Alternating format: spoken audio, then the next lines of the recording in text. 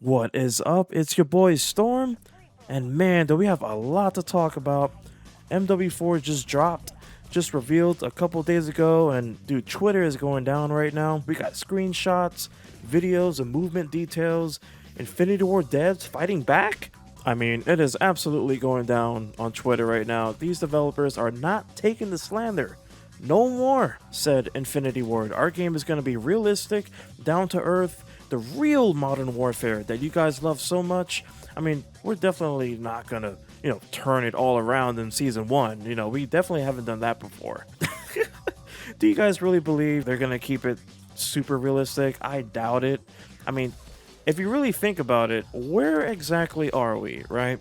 We're in North Korea or South Korea. So what does that exactly mean? Well, those anime bundles finna go crazy. You open up MW4, that shit's gonna look like Crunchyroll. I mean, anime bundles galore. Naruto, Nihao Kailan, Hello Kitty, like you name it, man. Whatever anime you can think of. Without a doubt. Just you wait until season one for that shit to come true, man. But all is not bad here. I mean, what? We got Red Dot's coming back, which is bizarre that it was taken away to begin with. Do you guys remember when they took away the entire minimap? And then they expected you to use that compass to navigate where your enemies are. Yeah, good luck finding anything with that weird compass. I immediately turned that shit off. But yes, Red Dots are back, fellas. And you know what else is making a sweet return? The Ninja perk. No more field upgrades. The actual Ninja perk is back. So that means maybe we can actually move around this time and not have to duck walk everywhere. And dude, this VST is absolutely amazing, man. Dude, you just win gunfights. Like, you don't even have to try. This is basically an AR and an SMG, and I absolutely destroyed this guy.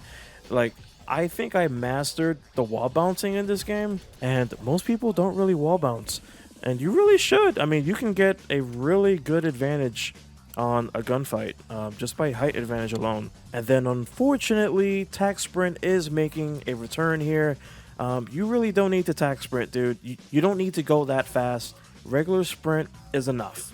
It's just enough, and it ruins the entire pacing of the game. It's like adding sprint in Halo. It's just unnecessary. You don't need tac sprint, my dude.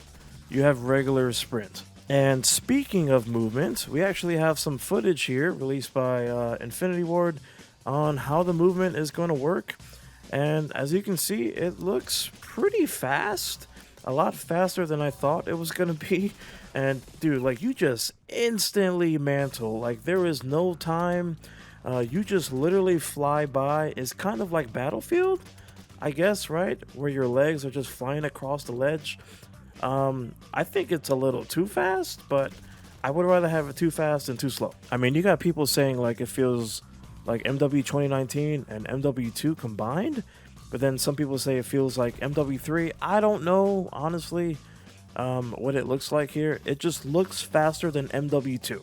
That's honestly all that matters. As long as anything but MW2, I mean, even Infinity Ward was like, we want no association with that game. We definitely messed up. And then they said our egos got like way above our head and we did all this stuff and we didn't listen to the community.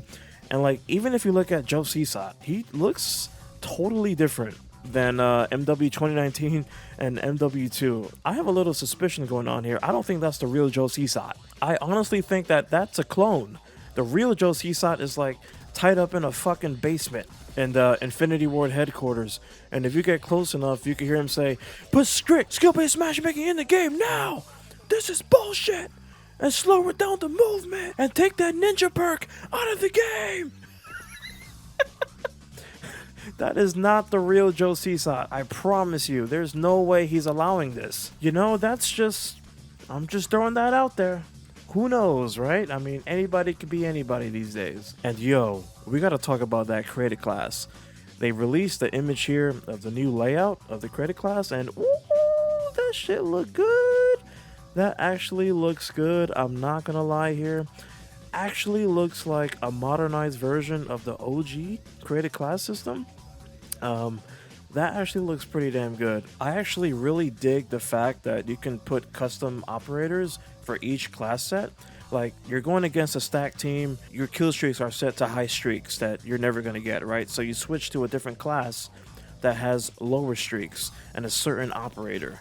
So that's pretty dope. Like, you can customize each class to have different kill streaks and operators. That should have been added a long time ago, but it's better late than never, I guess, right? So I'm actually pretty down to see what the other layouts look like in the actual full game. So I'm pretty down with this UI. A little mobile gamey, yeah, but it's still pretty sleek. Definitely different than the same UI that we had every single year. It's just a new game within the same app, and everything looks the same. I mean, dude, these Call of Duty games, they don't feel new because they have the same UI, same layout, same dude walking endlessly in a loop. Like, it's just very tiring. So this is good, at least that they're changing some things, like the UI from the main menu or the multiplayer menu. It was not necessarily leaked, but it's a background image I see here on Twitter. It looks very, again, it is kind of mobile-y, but it does look different. And hey, you don't have your operator just walking around endlessly. I never found that to be cool. I think you'll get way more aura just by standing there, like the Black Ops 3. Do you guys remember Black Ops 3 multiplayer menu? Dude, the amount of aura you got from that. But Black Ops 3 had the best aura out of all the Call of Duty games. But we do have something pretty serious to talk about here. One of my biggest concerns is, did you guys see the amount of levels that you have to level up for this gun? 66 levels, my guy? Oh no, we're gonna be taking multiple thousands of matches just to level up a M4? Oof. Ooh, I don't know about that one, Chief. And watch them do something like this, like, hey, you want a red dot sight on your M4? Well, you're gonna have to level up to level 56. 56 for a freaking red dot sight, man. They be doing stuff like that, so it wouldn't come as a surprise.